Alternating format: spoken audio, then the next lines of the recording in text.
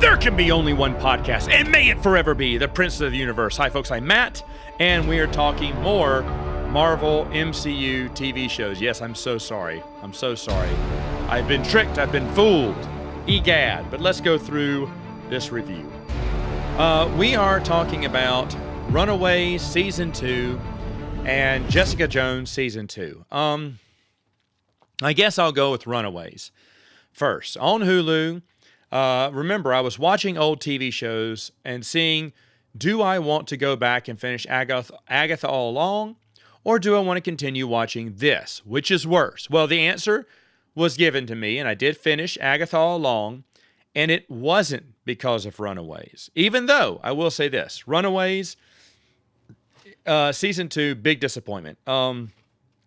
It's so funny because you see this a lot, right? There's a good first season, and then it turns to garbage. They don't know what to do. Now, I was afraid the whole, okay, let's pair everyone off at the end of the first season. I was afraid that was going to come back and kind of hurt the storyline, and it does, because now we immediately have to switch to Trouble in Paradise. All the pairs are starting to argue with one another, and they're breaking up and getting in fights. Yeah, that's the next step, right? But you're already in Season 2. And these are like 13 episodes, too, so it's not like we're watching a full TV show back in the old days of 22 seasons. You can take some time building up the relationships. But no. We have to fast forward to the next step in the process. It's almost like they're writing from a book that says, okay, step 1, form the relationship. Boy meets girl. Girl meets boy, whatever. And then step number 2 is once they get together, cause friction between them to where they can make up later. I guess in Season 3 is how it's going to happen. They're all going to make up and they're going to be okay with one another again because now everyone's on the outs. The kids have run away and they found an abandoned house that's underground. Yes, I don't understand it either. But it was built inside of a mountain or something. It's been abandoned. No one knows why. I don't even know why. It's a mansion. And it's all torn down. It's all old and decrepit. But they all decide to stay there. They get electricity because one of the genius kids gives them electricity. And then suddenly, it's the nicest little house ever. Like, they have beds with bed sheets and fluffy pillows. Really? Now, they already established that some homeless people have probably squatted there and, they see graffiti on the walls and stuff like that. So, obviously, vandals have come through. But you can't tell me there's not a bunch of needles somewhere. I mean, this is California.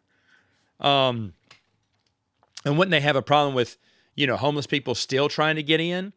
And then the other thing is, I wouldn't sleep on a bed that was left over. There's piss on that bed, and that's just to be nice. There's other stuff too, but no, it's pretty. It's got bed sheets. Everyone has their own room, and they have their own closet where they have their own clothes. They're going into the closet to get their multiple clothes. Where did they get all the clothes? They're supposed to be on the run. So, but suddenly they have all this change of clothes. Obviously, ways to do their hair and makeup. The ladies do, because they're always in different hair and makeup. And oh boy, they're roughing it without their parents out in the wilderness in this abandoned mansion that's, decrepit. And we know that because they leave a plank on the floor, like just a plank of wood. It's busted at the end to make it look, oh man. Or in the hallway, there's a slashed picture. Okay, that's it? The place doesn't creak? Maybe there's a hole they have to watch through. And food? They keep saying they're needing food. At first, the main kid, the black kid with the glasses, he's getting money from his uncle, okay? And that's how they're able to sustain themselves. But then what? I don't know. Everyone has unlimited supply of food, water, drink, whatever. They throw a big birthday party for one of the girls. I mean, like deck the whole place out in Christmas lights. And they're all in dresses and tuxes. Where are they getting these clothes? I mean, no thought was put into the struggle. It is so detached from reality, it really hurts the overall. Now, first off, nothing happens in this season, too. That also hurts the overall story arc. But the whole time I'm thinking, wow. And at first I was going to forgive this because I thought, oh, well, this is one of those old shows back in the 2000s, early 2010s. They didn't think about making the struggle more realistic. Wait a minute. No, this is 2018. They should have had the kids struggling to get bed sheets, to get whatever, to get a new mattress or something, or make something. Not use the old mattresses. But no, let's just put a smudge on the wall as they're setting up all these Christmas lights everywhere and making the place look better than the house that they grew up in. I mean, it should have been more about their struggle to survive without their parents' money and what they could do, maybe side jobs. And plus, their parents spend the whole time wringing their hands and going, oh, where are our children? We need to find them. Now, I was interested in the parents in the first story arc. They felt like they were the good guys. Maybe Jonah was holding them against their will, which now in the season 2, we know he was. They're afraid of him. They don't want to work with him. They didn't know what they were getting into. Sure, they did kill people, a bunch of runaway kids that, no one was going to miss, I guess. But still, they know it was wrong. But they have, and they say this at the end, Pride, their company, has all this surveillance, has all this power. They can find the kids, but they don't. Every time they get close to finding them, the kids get away. And I'm like, wait a minute. At the end, it turns out they had drones. If you had so many drones, why wouldn't you just send drones out everywhere, triangulate where you think they are, last sighting, stuff like that, and find them? It's not very hard to hide when Pride is so powerful. In fact, at the end, kind of skipping to the end, I think the kid's name is Chase. I'm getting to know their names now. He's telling Chase, I'm just going to call him Spike from Buffy. He's really good. James Marsden is really good. But he's going, hey, we have, you can do anything. You can change the world. We have all this technology. We have all this. Yeah, I don't know, Dad. I don't know if you're that far technically advanced because we've been hiding from you for the most of the season, for all the season. You haven't been able to find out where our secret location is. And we're a bunch of kids who don't have anything. Nothing makes sense. Nothing makes sense. One of the girls breaks back in to get her mom's magic staff. She gets it, but oh no, her mom is there and her dad's there. And her mom goes, if you walk out of here, she hands the staff to the girl. First off, she takes the staff away from the girl because the mom is more powerful. And then she goes, I will give you the staff if that's what you came for. She gives her the staff. It goes, now, if you stay, I will teach you more on how to use it. If you leave, this will be it between us. Okay, why did you give her one of the most powerful weapons in the Marvel Universe? In fact, later on, she tells her husband, you don't understand how powerful that staff is. Well, then why did you give it to your daughter? Why would you do that? Here, honey, I know you're mad at me and you're a child, so here is a loaded gun. What? Why would any parent do this? The parents, if you're a parent and your kid goes missing, you're worried sick. And they show the parents like, we just want our children back. Well, dude, if you have everything, all this technology, the world at your fingertips, wouldn't you stay up all night and day and track them down in less than 24 hours? Reality would be that. Now, if they were to say, maybe it's best for the whole time I was rewriting Runaways. Because season 2 should have been like this. The kids are struggling to survive. They have to dig for trash. Someone threw away a pizza or someone threw an ice cream cone and it was a good day. They were digging through the trash and found a good meal that they scavenged for.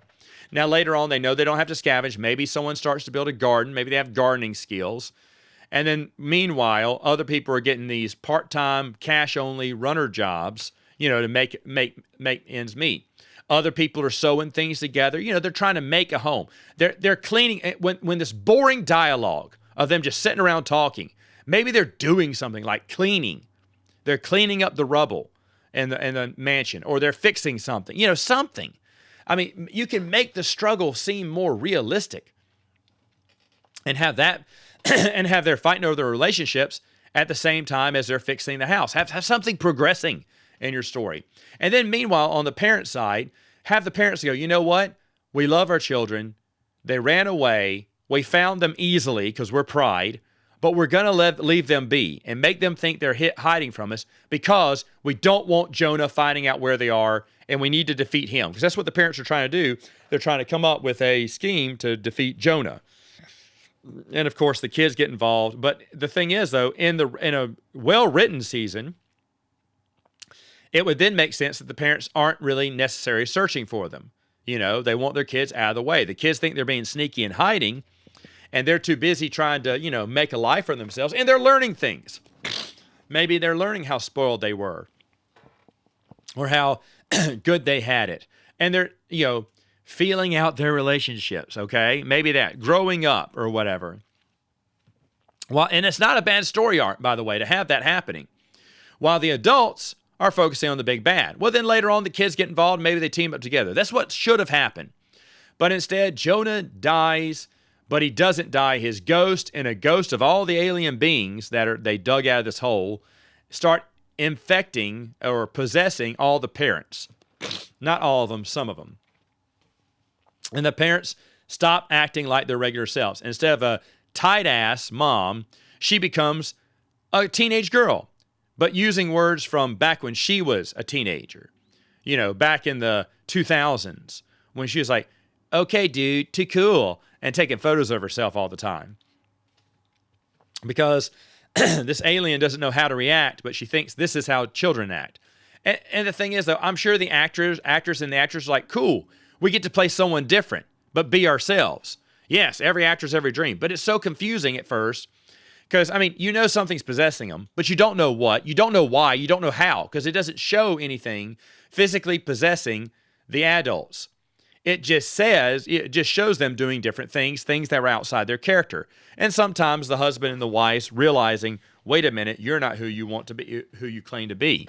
And they're going in and out of consciousness. So you know something's wrong, but why build it up? It's more confusing than intriguing. It's not really a mystery of who's possessing them. It's confusing. It's like, why is this happening? Later on, we're given some weak, flimsy, clear, see-through purpose of why they're invading these bodies. Because Jonah and his family, now he has his family, want to get revenge? I don't know. I still don't know. It's so confusing. And then there's some good aliens, of course. There's one good alien trying to help them. The mom of, she's the church mom. I don't know. Yeah, I should have known these names. But I'm just telling you how dumb this thing is. She finds out she's pregnant with maybe Jonah's baby. And even though the kids at this point have run into every parent, and some of those parents have come by the house via unconsciousness or blindfold or whatnot. And everyone is always mad when someone's parent gets, they confront someone's parent or, they bring someone to talk to someone. They're like, why did you do this? Okay, she brings her mom into their secret base. And they're like, how could you do this? Okay, she can stay. She's pregnant. Wait a minute. The whole purpose was you to hide. Hide. Her storyline is she got disenfranchised with the church, with Jonah and everything. But so were the rest of the parents. So why aren't they included? No, they're all evil. They're all killers. Well, your mom kind of led that coup. But it's okay, because the story tells us we must feel bad for the mom, since she has rejected the evil church that she formed. It's basically Scientology, by the way, is what they're probably going at, because that was the big deal back then, was the evils of Scientology. So that seems to me what they're trying to portray there in their whatever religion of light. It seems a lot like, because they're saying you're ultra, meaning you're the highest level you can be. And I think that is also a phrase used in Scientology, if I'm not mistaken. But either way, why are you trusting her? Out of all of the parents, she is probably the least trustworthy. She was basically the leader of the adult group. But it's okay, because now she's having a baby. She's upset with what has happened in her life. And so automatically, we're supposed to forgive and forget and move on. What the heck? I mean, none of it makes sense. Everyone's acting stupid. Why give the staff? Why hide from your parents if you don't have any struggles going on and you see they're good? Chase, He goes up to the parents. He meets he relents, moves back in. The kids think he's a traitor. The parents make an offer. Look, bring our kids back and we'll give them the world. We'll let them take over Pride and do all the good things they want to do for this world. Oh, by the way, if you don't do it, we have to kill them. That's what they said. We don't want to or wipe their memories clean or whatnot. But we don't want to do that. We don't want to virtually brainwash our kids, hurting and even the Chase's father goes, son, this formula is really strong. It may cause damage, lasting damage. We don't want to do this. Okay, what child, what parent anywhere says, you know what, I love my kid, but if they don't obey me, I am going to break their arms and legs. No, just chop them off so they'll become a paraplegic. I don't want to do that. But if they don't obey me, I'm going to have to do that. What psycho thinks like that? And these parents were supposed to feel bad for them because they feel trapped in Jonah's relationship. But even they are making big threats. And of course, the kids don't agree. They're followed by drones. And the thing is, all the kids can outrun drones, we find out. Sure, some of them get hit with the memory loss, but it doesn't erase anyone's memory. But it makes one girl's memory sketchy. But the thing is, they outrun these drones. And as you know, drones are super slow. Like a kid can definitely outrun them. No! Kids have obstacles on the ground. They get tired. Drones keep flying, and they're in the air. They have nothing to dodge around, especially when they're in the open air. This would have been different, let's say, if it was at a, I don't know, balloon show or something like that, where maybe they ran it into something where there's firecrackers going off, maybe, and the drones get hit by firecrackers. Something like that. But no, the kids are always outmaneuvering, outrunning, and hiding from the drones and killing them too in the air. And the poor parents, they shot the darts. They hardly hit any of the kids. Why? You had a targeting machine. You were faster. While they're running in a straight line, you just zoom up right behind them, slow down your drone because drones go faster than your kid, and you shoot it. I don't understand. Like I said, this was brain dead writing. After the first season was really good, and I was thinking, wow, have I done myself a misjustice by not watching this? Because why didn't anyone talk about this? And now I know why. Season 2 is just awful. It's awful. It's so bad.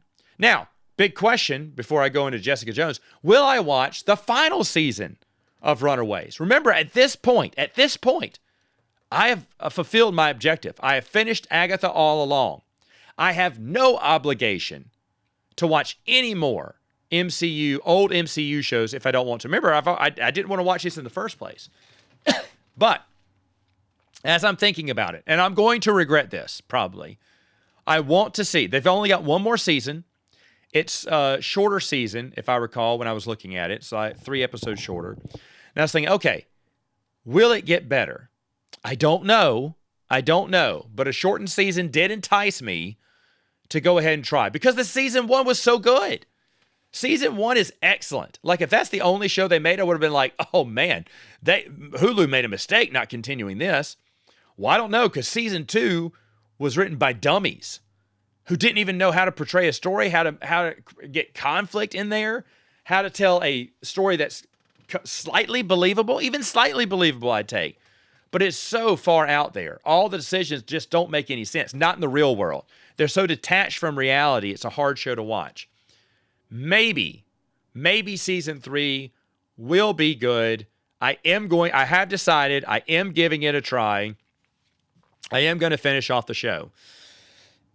Now, this does not bode well for the TV shows I never got around to. Because remember, I never wanted to watch them in the first place. But for Runaways, because you had a good show, a good season 1, I will continue. Now, if this was going to go 4 seasons, no way. No, I'd stop. But it's just one more season. I will go one more season. I will do this for Runaways. Now let's turn to Jessica Jones. The worst MCU show and all of MCU TV history. It got beat by Agatha All. Agatha All Along is horrendous too. But like I said, in Agatha All Along, something happened. So at least something happened. It wasn't things I enjoyed, and it was stupid things, but at least they just didn't sit around and talk in different areas on the set, which is all Jessica Jones Season 2 was. You want me to sum up the entire Season 2 if you haven't already seen it? If you have, I'm sorry. If you haven't, please don't. Jessica Jones confronts a lady who has super strength like her. It turns out to be her mother. Her mother's a little psychotic and is a killer, kills people just out of fright and anger and confusion. Her emotions run high, so when she gets angry, she kills. And she regrets it later on. And she loves Jessica. She wants to be with Jessica. Jessica wants to be with her. But, of course, when her mom kills a cop out of anger again and frustration, Jessica must decide, should she keep her mom around or should she help her escape? And as she's going to help her escape, because her moral compass is off, Jessica Jones's moral compass is off, her half-sister or stepsister, Trish, who's equally as boring and hasn't done anything of note, she got back into drugs and then got off them. That's her whole story arc throughout Season 2. And then she decides to kill Jess's mom because Jess can't do it. And now Jessica Jones won't talk to Jess. That's it. In 1 minute, 10 seconds, 1 minute, 9 seconds, I saved you a whole 13 episodes that go 50 to 53 minutes each episode. It's awful. It's awful. Nothing happens. Talk in here, talk over there, talk over there. That Jessica Jones is even considering. Now, I get it that, Trish they try to portray that Jessica Jones is, at first she wants her mom dead, because her mom's a killer. But then Jessica Jones kills someone. This is the hard thing. It's hard to like Jessica Jones. I know in the comic book, she is a screw-up, right? She's an alcoholic. She sleeps with just any guy randomly. When she has the urge, she picks a guy off the street and lets him have his way with her. And she is a disgusting character. We're not supposed to love her. You're supposed to pity her. And she makes bad decisions all the time. You're like, please stop. Like I said, she's such a degrading character. And I get it. She's miserable. She had a hard life, but let it go. I mean, it's just miserable to watch her. That was my main complaint with Season 1 is she is just so unlikable character. Well, now, nothing happens. In fact, one of the most hilarious moments, she's tracking down, there's an evil scientist. He's not really evil. I never got that he was evil. At first, we think he's evil, but we find out he's just trying to perfect a formula to save. He falls in love with Jessica's mom. He wants to get that formula so that people can have super abilities. They try to make it sound like he's sleazy about it, but I don't ever get that. When they do the reveal that he is actually not a bad guy, and then they try to say, oh, wait, but yes, he was. I don't know. I kind of believe he wasn't. You try to pull the old switcheroo twice, it doesn't work. But when she is tracking down, wait, what was it? Oh, I lost my train of thought there. Anyway, it's Jessica Jones. What? There is no train of thought. There's nothing. There's nothing that happens in this. But, oh yeah, while she's tracking him down, he loves to watch octopuses for some reason. And so he's at the aquarium. And Jessica Jones goes after him. I don't know how he does this, but he punches, or someone may, I can't remember, but he punches the glass, which shatters, it starts to crack. And it's cracking more. Uh-oh, the whole big aquarium tank is going to bust and explode. Water's going to go everywhere. And she's trying to get there. And as she looks, more cracks are forming and fade to black, screams, and the glass bursts. We don't get to see it because that would cost money. So they just did the sound effects of a glass bursting and water rushing out and people screaming. I was going to say, oh, this will be cool. The water, the tank's going to explode. Water's going to go everywhere. Okay, I'll watch this. It never happened because they faded black. I honestly believe that Netflix was so strapped for cash by all the things they did for Iron Fist, Daredevil, and Luke Cage that when it came to Jessica Jones, they said, you know what? We'll let you do another one, but you got to make it as cheap as you possibly can. Don't spend money. And they said, oh, we promise we won't. We won't buy anything. Okay, good. Woo. At first, I thought you were going to spend money. nothing. I mean, there's even one moment where it's supposed to be the superhero moment where they save this family from a burning car, and Jessica rips the door off and chunks it away. Okay, you bought a fake door. That's nice. But the scene just shows the aftermath of a crash. It doesn't show the crash because, again, that would cost money.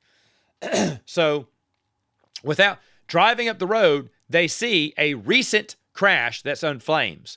Yet driving to there, they didn't hear or see a big explosion. We see the aftermath of one. What were they doing? Listening to the radio? Having a good heart? Well, yeah, definitely they were talking in the car for 15 minutes about nothing. It's so aggravating. It's so I mean, the moment I watched the first episode, I went, uh-oh, this may win out. And as I kept going through the series, I was like, yep. I finished off the episode of Agatha All Along I was watching. That was so bad, I went back to Jessica Jones for a few episodes. Then I decided to stop it and finish Agatha All Along. Now, I did go back because I said I was going to finish Jessica Jones, and it was terrible all the way through. Shame on Netflix. How does this get a season 3? I loved Iron Fist. I know a lot of people hated it. I loved it. I thought it was great. The only reason it didn't beat Daredevil, because Daredevil has the Kingpin.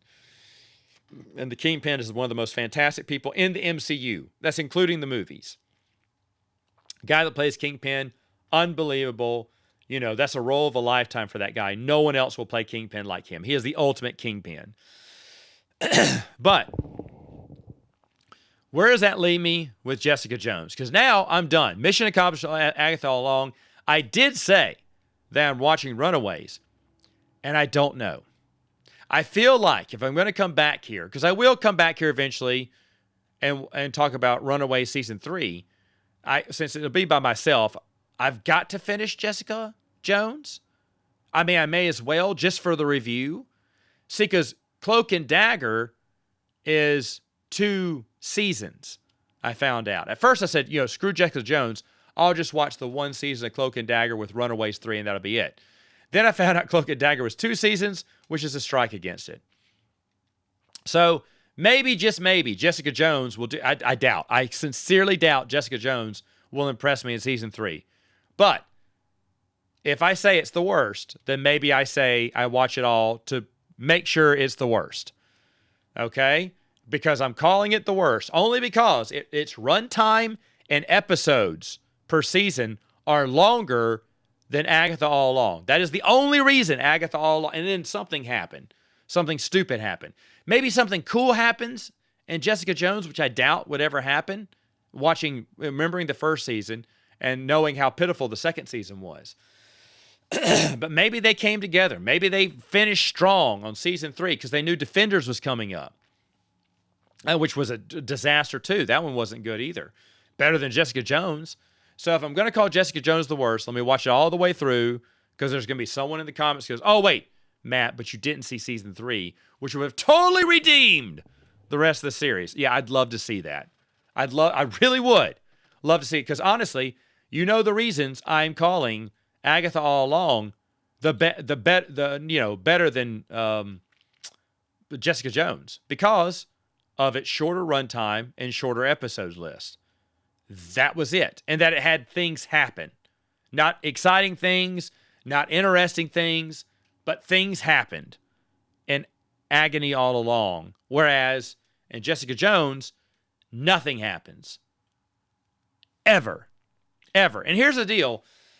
One of my, Bruce, if I remember right, was a big Jessica Jones fan.